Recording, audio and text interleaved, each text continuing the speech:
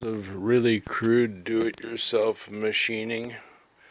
What I have here is the sprocket to 1957 BSA A7. So what's happening with this is I bought it online used. It's an aftermarket sprocket, so I'm not worried that anything I do here is ruining history. But as you can see where I say K here, this side was about 20, a little over 20 thousandths, maybe it's 25 thousandths thicker than this side over here. You know, bad foundry work or pressing work. And it was really horribly out of balance. I was making the choice between drilling it out and seeing if I could machine it out, but of course I don't own a lathe. So I've got it sitting on its axle in the vise here. And I've set up my grinder, my hand grinder like that, and back over here it's clamped onto this shelf. Really just one clamp is tight, and that clamp that's tight is serving as a pivot, so I can go in and out this way. So that's the idea. And then my hose clamps here are allowing me to make adjustments up and down with this fitting, so you can hear on the thin side it touches, on the thick side it doesn't.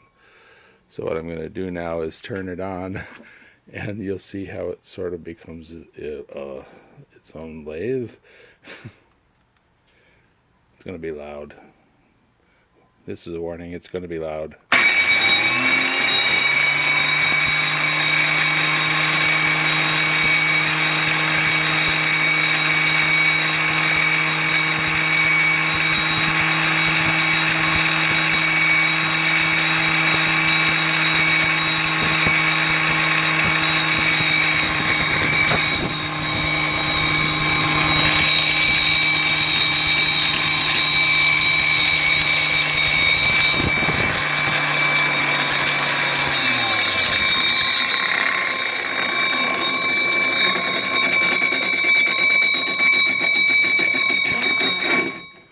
And I stop it kind of frequently to see what kind of damage I'm doing, because of course this is barnyard machining.